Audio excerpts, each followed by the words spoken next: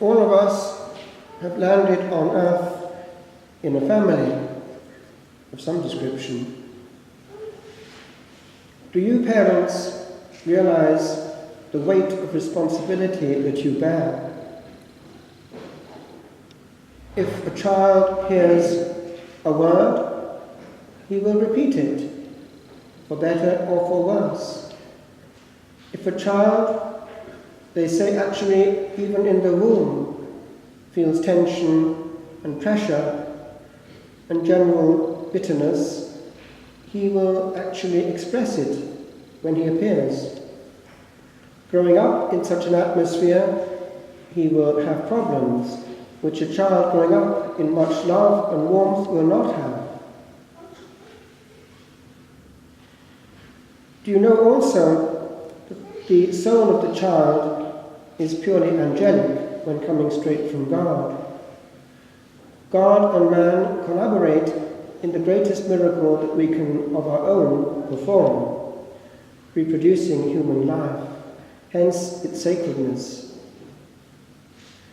At that point, the soul is ignited and comes forth from the bosom of the Trinity, and for one fraction of a second before going on its journey, it sees its God. God beams his image inescapably, indelibly on the soul of the newborn child at that point of its creation, and the hint is there: you have come from me, I want to see you again. And the child, if you're listening to the child, playing with the child, observing the child, knows it's God.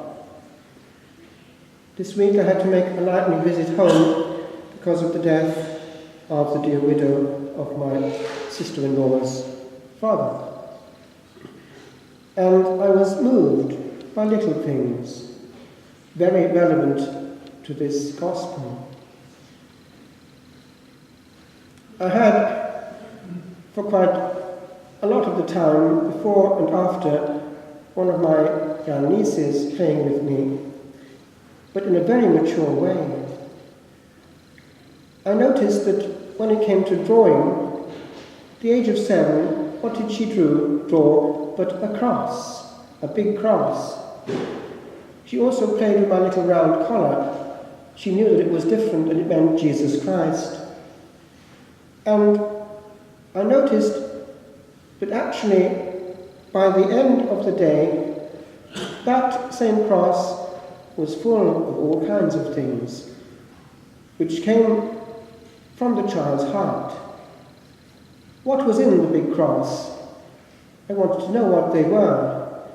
Some of them were little crosses, but most of them were in Welsh susses, kisses. She was giving kisses to Jesus, and she was adding little hearts.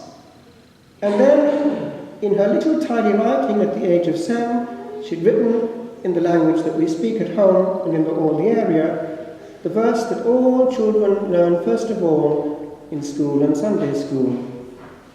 Duw cariad you, Deus caritas est.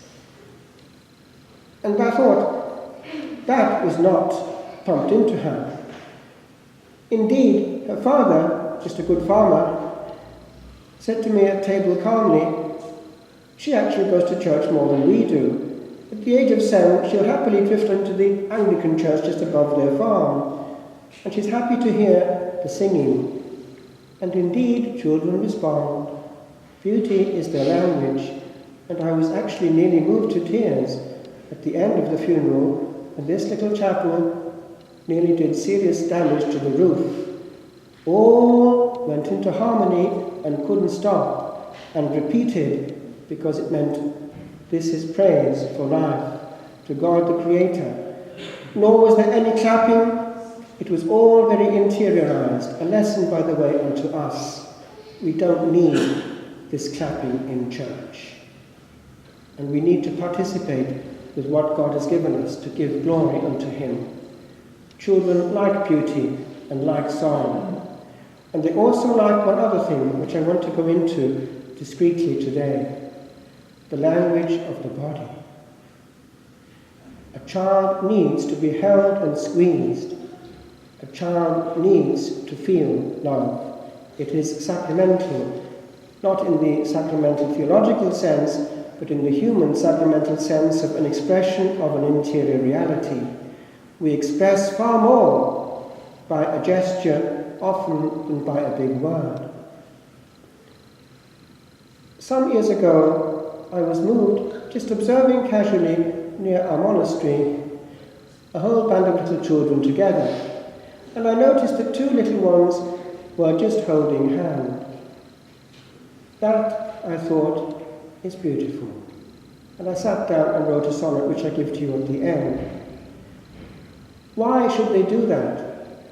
Who had taught them? God had taught them.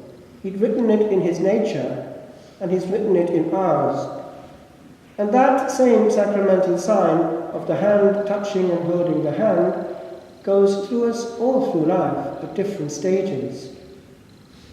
It is actually deeply touching to see a couple 50 years on, at the age of 70 and even 80, still holding hands. And there, not with the fire of passion, but with the anchor of shared memories, they've grown into each other. They've always had each other. Indeed, a good spouse knows exactly what her husband is thinking, even before he opens his mouth, and will say to him, "You can't hide anything from me. You're an open book to me."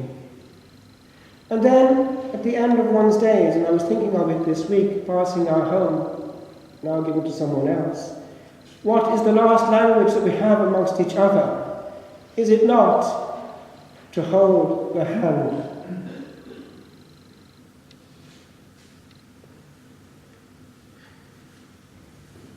And so, I leave this with you.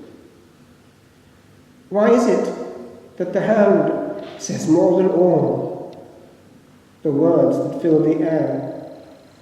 And that a child can hold another child with links so small that will yet bond two lives, hence, where once smiled the sun of rising warmth. I remember one day, way back in school days, I had a very close friend in those days, and we said to one another, just calmly one day while playing, "I'll probably never ever have a friend like you again." And often, actually, friends in childhood and studenthood are the friends that one keeps until death. There are no friends like old friends. And friendship, too, is a reflection of the life of the Trinity. We need each other on this journey. For there is in a touch much hiddenness of understanding grasped, and clasped limbs are bridges whereon pass in gentleness the moving things that memory ne'er dims. The first time a boyfriend and a girlfriend hold hands is an important moment for them and for their common history. For we are said, when all our meanings stand within the grasp of but a clasping hand.